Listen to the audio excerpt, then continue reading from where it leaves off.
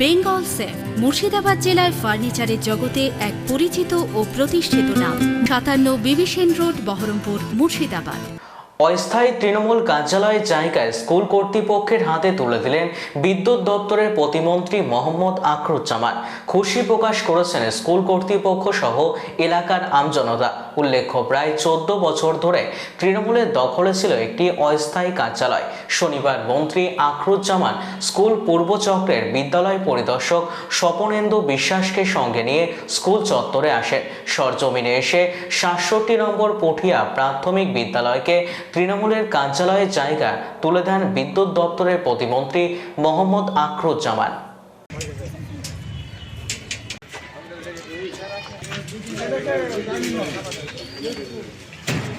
৭৭ সালের পরে ৩৪ বছর একটা সরকার ছিল, বামফ্রন্ট সরকার, যা সারা বাংলাকে নেতৃত্ব দিয়েছিল। আমরা এই জায়গাটা খাস জমি বলে যেটা খ্যাত, অর্থাৎ সরকারের জিরো খতিয়ান, এখানে আমরা সেই জায়গাতে খাস জায়গায় আমরা বসবাস করেছিলাম বা করছি। কিন্তু ৩৪ বছর বামফ্রন্ট সরকার এই এলাকার মানুষকে তাদের অধিকার বা সত্ত্ব তারা দেয়নি। যখন আমাদের নজরে এলো, জননেত্রী মমতা ব্যানার্জি গোচরে আসলো, আমরা ল্যান্ড ডিপার্টমেন্টকে দিয়ে এলাকায় যারা এতদিন যাদের অধিকারহীনভাবে বাড়ি করে বসবাস করছিলেন, সেই মানুষগুলোকে অধিকার দেওয়ার জন্য মমতা ব্যানার্জির নেতৃত্বে, বাংলা জননেত্রী মমতা ব্যানার্জির নেতৃত্বে আমরা ল্যান্ড ডিপার্টমেন্টকে দিয়ে আমরা এই লোকগুলোকে আইডেন্টিফাই করে তাদের প্রত্যেকের পাট্টার ব্যবস্থা করেছি। এবং আজকে মানুষগুলো তার অধিকার পেয়েছে।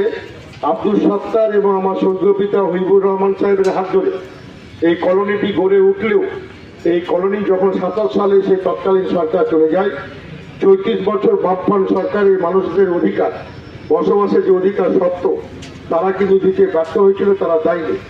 আমাদের ২০১১ সালে মামাটি মানুষের সরকার প্রতিষ্ঠিত হওয়ার পরে জননেত্রী মমতা ব্যানার্জির হাত ধরে আমরা এই কলোনির মাটিতে প্রতিটি লোককে আমরা তাদের সত্ত্ব অধিকার পাট্টা হাতে হাতে তুলে ধরেছি। আমি প্রায় 2বার বা 3বার এখানে মঞ্চ করে কয়েক হাজার লোককে পাট্টা তাদের অধিকার দিয়ে গেছি। যে জায়গায় দাঁড়িয়ে আছে পার্শ্ববর্তী এলাকায়, এই কলোনি এলাকায় যে ভেসের জায়গায়, এই এলাকার ছেলে মেয়েদের পঠন পাঠনের জন্য আমরা এই এলাকায় অনেক স্কুল তৈরি করেছি। তার মধ্যে পটিয়া প্রাইমারি স্কুল একটা অন্যতম। তো স্কুলটা দেখছেন ডান দিকে মিড ডে মিল, বাঁ দিকে এই যে ফাঁকা জায়গাটা, এই জায়গাটা যেহেতু মালিক হচ্ছে সরকার, অর্থাৎ খাস জায়গা ভেস্টের জায়গা, এটা সরকারি জায়গা। যে কোনো লোক যদি দীর্ঘদিন সেটা ভোগ দখল করে থাকে, সে কারণে সে তার পাট্টার অধিকারী হয়, সরকার বাহাদের কাছে আপিল করে। তো এই জায়গাটা আমাদের দলীয় কর্মীরা দীর্ঘদিন থেকে এই জায়গাটাকে ভোগ দখল রেখেছিল।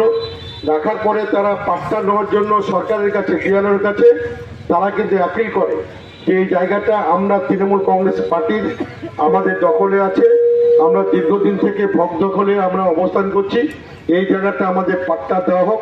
পাট্টা প্রসিডিং চলছে। ইতিমধ্যে তারা আমাদের দলীয় কর্মীরা পাকা কনস্ট্রাকশন করে পার্টি অফিস করবো বলে তারা সিদ্ধান্ত নেয়।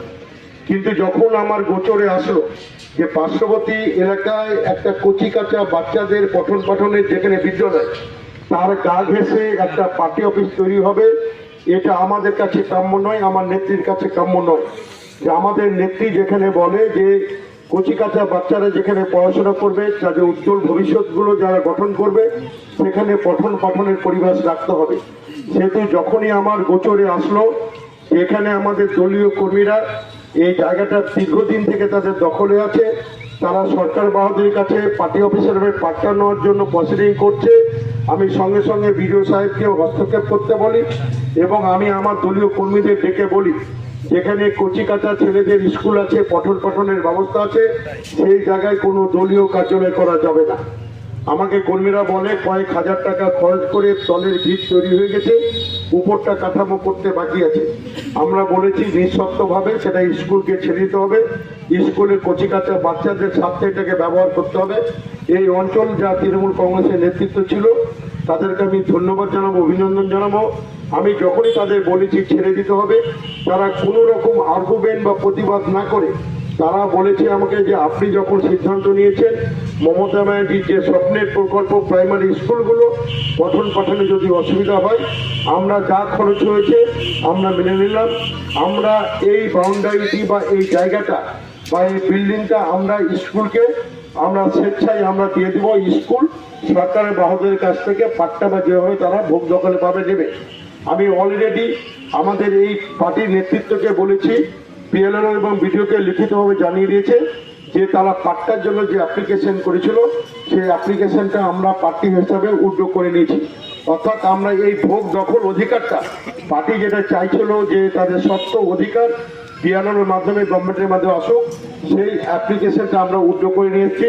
আমরা এখানকার ইস্ট সার্কেলে যিনি প্রাইমারি স্কুলে যিনি এসআই স্কুল অফ ইন্সপেক্টর ওনাকে আমি আহ্বান করেছি যে আপনি আসবেন। আমি স্কুলের যিনি এখানকার প্রধান টিচার ওনাকেও থাকতে বলেছি এবং আপনাদের উপস্থিতি আপনাদের সাক্ষী রেখে আমরা আজকে পুরো সত্যটা, আমাদের কাগজপত্র নেই যেহেতু কাগজটা যে সরকারের জিরো খতিয়ে নেই, আমরা আমাদের পাট্টা সত্য হিসেবে যেটা আমরা দাবি করেছিলাম, আমরা অ্যাপ্লিকেশন করেছিলাম যে আমাদের পাট্টা দেওয়া হোক, সত্যতা হোক, আমরা সেই অ্যাপ্লিকেশন উদ্যোগ করে নিয়েছি এবং এসআই মহাশয়কে সাক্ষী রেখে আমরা এলাকার জনগণকে সাক্ষী রেখে আমরা এটুকু বলতে চাইলাম এই এলাকাটা স্কুলের স্বার্থে ব্যবহার হবে।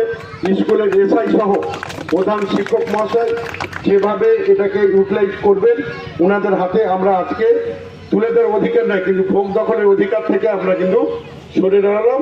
ওনাদের আমরা বললাম যে ওনারা পিএলআরও বা সরকার বাহাদুরের সঙ্গে যোগাযোগ করে যাতে সঠিকভাবে তাদের সত্যতা স্কুলের নামে অন্য করে নয়, মুখিয়া প্রাইমারি স্কুলের নামে যাদের সত্য বা অধিকার আইনি অধিকার তাদের থাকে তারা উদ্যোগ গ্রহণ করুন।